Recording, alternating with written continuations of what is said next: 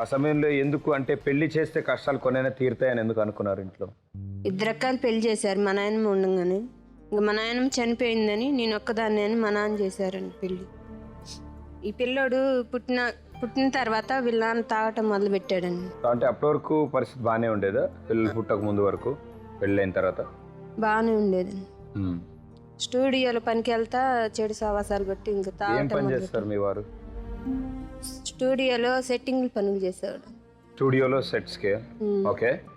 ఇంకా పిల్ల కడుపులో పడ్డప్పుడు అబార్షన్ చేయించుకోమని డబ్బులు ఇచ్చారండి. నేను చేయించుకోలేదు. అందుకని ఇంకా అప్పుడు గొడవలు అయ్యి పెద్ద మనుషులు గుంటూరు వచ్చి ఉండమన్నారండి. ఆయన ఉండకుండా ఏలూరు వెళ్ళిపోయారండి. మీతో ఎన్ని రోజుల నుంచి ఉండట్లేదమ్మా? మేము సంవత్సరం క్రితం వచ్చేసామండి గుంటూరు వచ్చారు. మా నాన్న పంపించడానికి అక్కడ ఆయన ఎక్కడ ఉన్నాడో తెలియదండి ఆయనకి.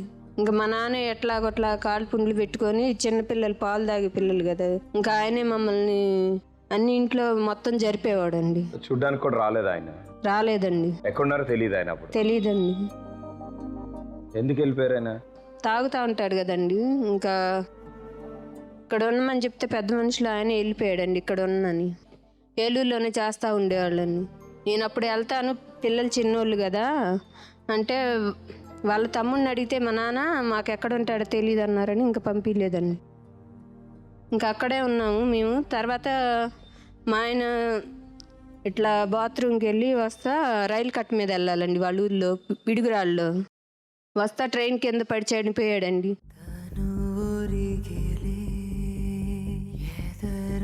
పిల్లలు మేము ఆఖరి చూపు కూడా నోచుకోలేకపోయాము.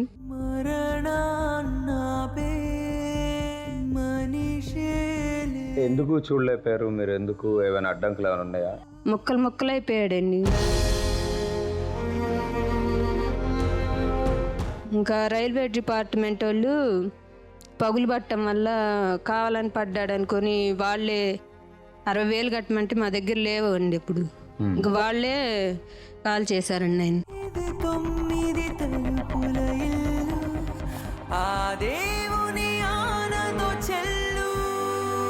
మేము చూడలేకపోయామని ఇప్పటికి కూడా బాధపడతా ఉండి పిల్లలు మేము ఆఖరి చూపుకి కూడా చూడలేకపోయామని.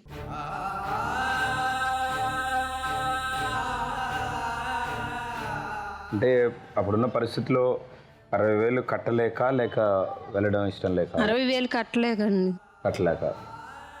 పిల్లలేమో చిన్న పిల్లలండి. ఇంకా దినమైపోగానే పిల్లలిద్దరిని మమ్మల్ని పంపించేశారండి గొడవ పెట్టుకుని.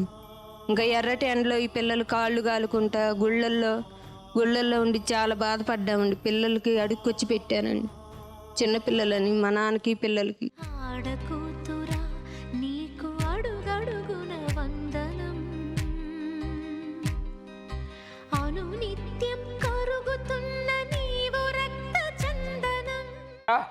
Here we go. 3, 2, 1, go.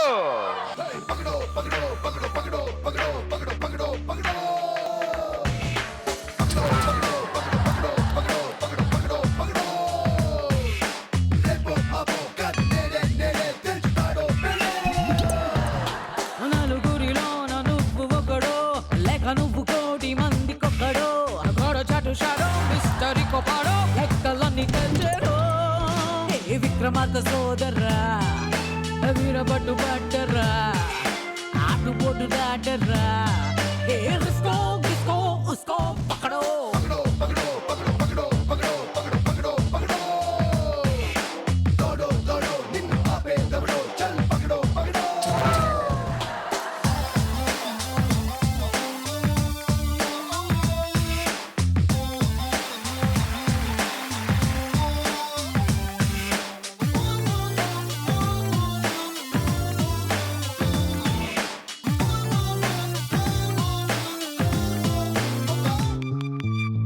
నువ్వు మిస్ అయ్యింది పక్కడో, రేపు నీకు ప్లస్ అయ్యేది పక్కడో.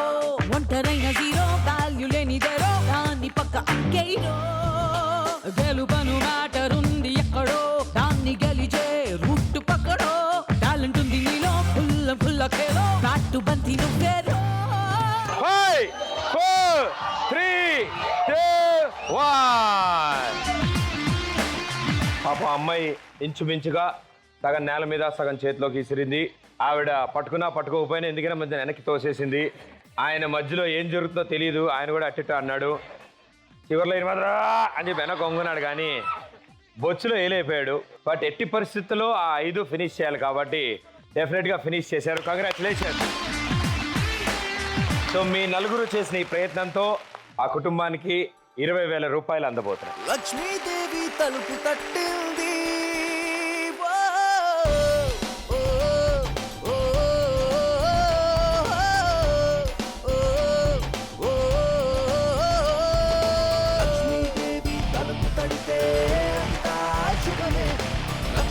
నా పేరు వాణి. నేను ఎస్వి పిఎన్సి అండ్ కేఆర్ కాలేజ్లో డిఎడ్ ఫస్ట్ ఇయర్ చదువుతున్నాను.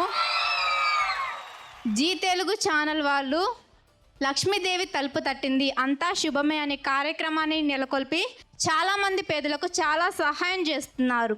దీన్ని అందరూ దృష్టిలో ఉంచుకొని వాళ్ళు కూడా తగినంత సహాయం చేయవలసిందిగా కోరుతున్నాను. సో చదువుకుంటున్న స్టూడెంట్స్ అయినా కూడా ఎంతో మంచి విషయాలు, పెద్దవాళ్ళు కూడా ఇంకా ఇప్పటికి అర్థం చేసుకుంటున్న విషయాలని వీళ్ళు అప్పుడే అర్థం చేసుకున్నారు. థ్యాంక్ యూ సో మచ్, మీ నలుగురు ఒక అడుగు ముందుకేసినందుకు.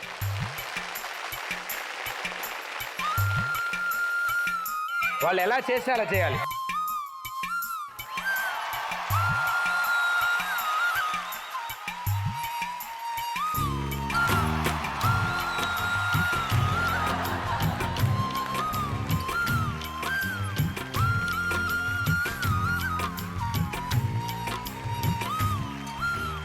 అల్లరి అల్లరి చూపులతో ఒక గిల్లరి మొదలాయి ఇహ మెల్లగా మెల్లగా ఎదలో నా చిరుగిల్లుడు షురువాయి అరే చెక్కిలి గిల్లి గిల్లి గింతాయి ఈ తిక్క గాలి వలన మరి ఉత్తిరి బిక్కిరి అయిపోయి ఈ రాత్రి దయ వలన.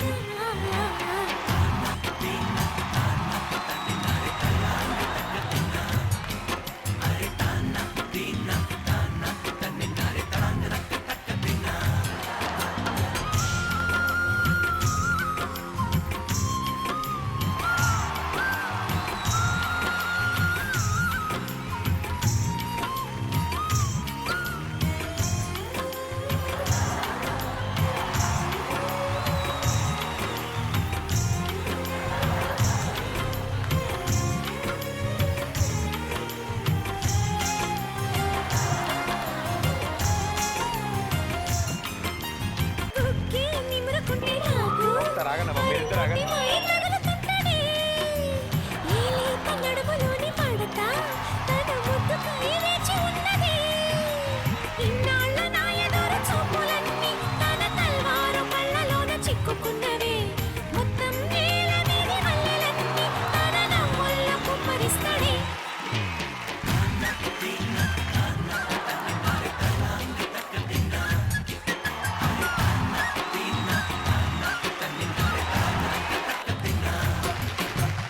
ఇలా చేయాలా ఈ పాటకి? ఓహ్, వెరీ గుడ్, థ్యాంక్ యూ.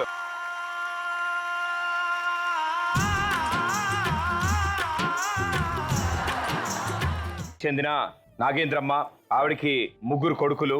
దురదృష్టవశాత్తు పెద్ద కొడుకు మరణించడంతో పెద్ద కోడలు మనవణ్ణి వదిలేసి ఆవిడ వెళ్ళిపోవడం జరిగింది. అంతకంటే దారుణం, 2వ కొడుకు కోడలు కూడా మనవణ్ణి వదిలేసి వెళ్ళిపోయారు.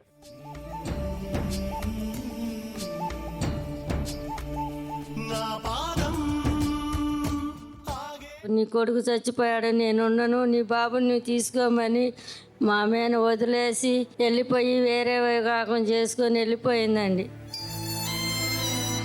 అమ్మని కలవాలని కానీ వాళ్ళు చూడాలని కానీ అనిపించదు సార్.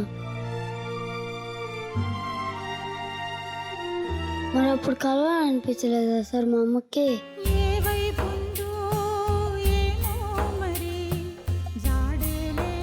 నువ్వు కూడా వాళ్ళని కలవలేదా? దాని తర్వాత ఎప్పుడు రాలేదా?